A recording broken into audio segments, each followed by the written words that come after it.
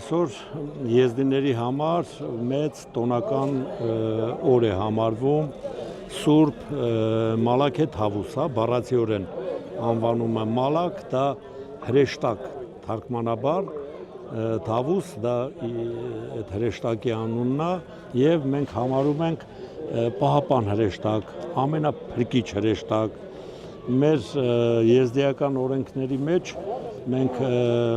պատկերացնում ենք, որ Աստծո եւ մարդկանց միջև կապող օղակը դրանք հրեշտակներ են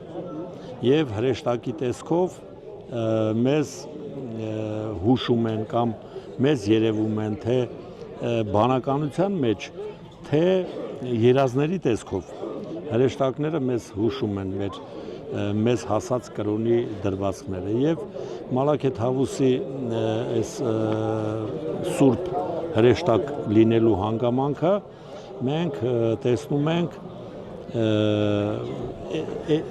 հրեշտակ ընդհանրապես երկրի վրա եկող ոչ կենթանի ինչ-որ մարդանման կամ մեր պատկերացումներով որևէ էակ, թռչող, սավառնող հրեշտակը մեր պատկերացումներով այդպիսին պիտի լինի։ Իսկ թռչող սավառնող դա թռչուններն են։ Թռչունների մեջ ամենագեղեցիկը երևի թե սիրամարգն է եւ սիրամարգի տեսքով մենք պատկերացրել ենք մեր այդ հրեշտակին եւ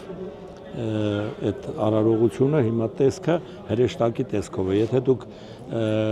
նկարահանում ներսում առանց մասունքների, եթե կատարեք, կտեսնեք, որ մարմարից պատի վրա ձևավորված սփռված պոչով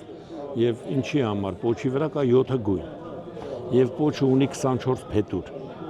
7 գույն, այսինքն 24 ժամերն են օրվա 7-ը շաբաթն է։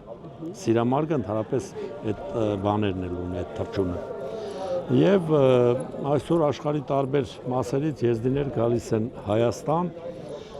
եւ Հայաստանում իրազեկեմ ձեզ, որ մեր բննորանում եղած սուրբ տաճարները ոչ մեկը այս չափի չի, այս մեծության չի եւ այս գեղեցկությունը չունի։ Միագմբեթ տաճարներ են, իսկ երբ որ մենք շեշտել ենք այսինքն կառուցման ընթացքում մեծ բարերար երջանկահիշատակ Սլոյան Միրզան, որ արդեն ուզում էր տաճարը կառուցել, որ մեր երթվելու մի եթե հայերի մոտ հորս արև, մորս արև, հա, երթման ձևեր են, մեր մոտ մենք ասում ենք երթվում եմ Աստվածով եւ 7 հրեշտակներով, որ ես այդ բանից տեղյակ չեմ, խոսք օրինակ իր անմեղությունը ապացուցելու համար, հա, 7 հրեշտակներ եւ Աստված։ Դրա համար մի գմբեթը մեծ դա Աստծո գոյության մասին է եւ 7 փոքր գմբեթները կողքը դրանք 7 հրեշտակներն են։ Իսկ վերնամասի խորհրդանշերը արևն է, որովհետեւ 7 հրեշտակներից մեկը մեր պատկերացումով դա արևն է։ Նաեւ ինչու են եզդիներին համարում արևապաշտ ժողովուրդներ, որովհետև հեթանոս կրոնի էլեմենտների ընթացքում չփորձեն դեպի բազմաստվածություն տանել ուղղությունը, բայց նաև, ասենք, եւ լուսինը, եւ արևը մեր խորհրդանիշների մեջ են մտնում այդ 7 հրեշտակներից։ Ես քաղաքական թեմաներին չեմ ուզում անդրադառնալ, բայց ամեն դեպքում բոլոր ժողովուրդների մեջ էլ ճիշտ ընկալող, ճիշտ ըմբռնող մասսան հատկապես հայերի մեջ շատ մեծ է։ Եվ հայի տեսակը իր խառնվածքով, իր բնավորությունով, երևի իր տեսակով մեզ հոգեհարազատ է եղել։ Մենք ասենք միջագետքից դեպի արևելյան Հայաստան ենք տեղափոխվել իսլամի հզորացման տարիներին 7-րդ, 8-րդ, 9-րդ դարերում հատկապես ասենք խալիֆատները դա արաբական թերակղզին է այդ հատվածի, դա միջագետքից հեռու չի եւ մենք որպես միջագետքի ժողովուրդ այդտեղ ենթարկվել ենք ճնշումների կրոնափոխ լինելու ֆակտորը շատ է ազդել մեր վրա եւ եզդիներից որոշ հատված ստիպողաբար կրոնափոխ են եղել իսլամ են ընդունել բայց այն հատվածը որ չի ընդունել իսլամը անպայման կամ սրի է ենթարկվել կամ փախուստի է ենթարկվել հիմա մեր այս Հայաստանաբնակ եզդիների հատվածը որ մենք դեպի արևելյան Հայաստան ենք տեղափոխվել Ղարս, Վան, Իգդիր, Մուշ, Սասունի հատկապես որոշ հատվածը շատ մտերիմ է հոգեհարազատ է եւ համատեղ ապրուստի միջնադարում, համատեղ ապրուստի ընթացքում որոշ բառեր հոգեհարազատ լինելով հային անցել են եզդիներից հայի մեջ օրինակ մասամ լաու բառը դա մաքուր եզդիական տղա բառն այսօր ասենք սասունցիները լաու բառը օգտագործում են հաջորդ բառը որ եզդիներից հայերի մեջ օգտագործվող խեր բառը խեր դա բարին է եզդիների պատկերացումով նաև պատարակն էլ է տրվում որպես խեր բառի իմաստի եւ հայերը ասենք բարով խերով ես եկել հարսի ոտը խերով լինի խեր բառը եզդիականից օգտագործում են ինչպես նաև մեզ մոտ շատ բաներ հայկականից է անցել եզդիների մեջ հիմա եզդիների այս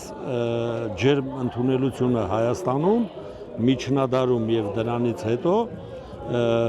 եզդիների երախտապարտության զգացում ունենալով ամենադժվար պահին փորձել ենք ձեր կողքին կանգնել, ձեր հետ կանգնել, թեկուզ զոհվելու, թեկուզ մեռնելու, բայց ապացուցել, որ ձեր հետ հարազատ ենք, մտերիմ ենք, եթե դուք մեզ տեղ եք տվել, մենք ապրում ենք միասին համատեղ, ուրեմն մենք էլ ենք պարտավոր ձեր հետ զոհվել։ Եվ ձևավորված խոսքերից մեկը հայ եզդիական բարեկամությունը բնորոշող ասում են, որտեղ հայը ուխտավոր, կողքին եզդին կամավոր։ Դա մեր ասացվածներից մեկն է, որովհետև ասենք կամավոր գնում եք զոհվելու,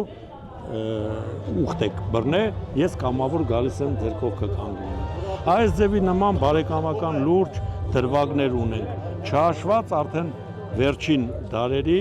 Ջանգիր աղա Անդրանիկ քավոր սանահեր լինելու այս բանը տրադիցիոն մեր մեջ շատ ա եղել եւ հաճախ մեզ հարցնում են եթե դուք այդ ձևի ջերմ ժողովուրդներ եք եղբայր ժողովուրդներ եք իրար հետ ձեր մեջ խի խառը ամուսնություններ չկան մի ֆակտորը քավորի սրբությունը քավոր սանահեր լինելու գաղափարն է մեզ իդ պահե մնացել հաջորդ պահը փոքր ժողովուրդների ինքնապահպանման բնազդն է չլուծվելու, չտարանջատվելու գաղափարներով այս ձևի մենք համատեղ ապրում ենք այսօր իր անցքում Հայաստանի Հանրապետության հողի վրա երևի թե նորմալ է ես դու հետ կապված սոցիալական տնտեսական ամեն առումով ես դին ինչպես է իր անցքում շատ լավ, շատ ազատ եւ առանց կարկանդվելու այդ բոլորը ասում եմ մենք որևէ տեղ չեմ նման բան տեսնում, որ ասենք խտրականության դրսևորման բաներ լինեն։ Իհարկե առանձին մարդկանց մեջ հնարավոր է մի մարդը իրեն չկայացած լինելով մտածի, որ քեզանից առավել է, քանի որ դու եզդի ես, ինքը հայ։ Իսկ եթե դա իշխանական թևից է գալիս։ Ավելի վատ, որ իշխանական թևից, բայց բոլոր երկրներում հայ սփյուռքը որտեղ որ կա, այդ բոլոր երկրներում էլ իշխանամետ են։ Ես էլ իմ պատկերացումներով որ համարեմ իշխանամետ լինելու գաղափարը, բայց կան ռեալ բաներ, որ ես չեմ կարող տանել։ Հայի նսեմացումը ես չեմ կարող տանել։ Հայի միասնականությունը, որ չկա, ես չեմ կարող տանել։ Մեր եզդիական ասացվածներից մեկը ունի այս ձևի գաղափար։ Չեմ ուզում հային տեսնել ճիպոտ, ուզում եմ հային տեսնել ցախավել։ Այսինքն ցախավելը դա միասնական չկոտրվող գաղափար է, ճիպոտը կոտրվող ձևն է, տեսքն է։ Միասնության մեջ ձեր դուք շատ բանի կհասնեք, ցավոք այդ միասնությունը մի քիչ ձեր մոտ հիմա կաղում է։ Իսկ եզդի համայնքի մոտ Հիմա մեզ շատ են ասում, այ որ մենք ձեր նման լինեինք, մեր մեջ այս ձևի բաներ չեր լինի, նու չեմ կարծում, մենք գաղափարապես տեսքով, մտածողությամբ շատ բաներով նման ենք իրար։ Բայց կա բաներ, որ ասենք մենք բիրտ պահպանում ենք, դուք չէ։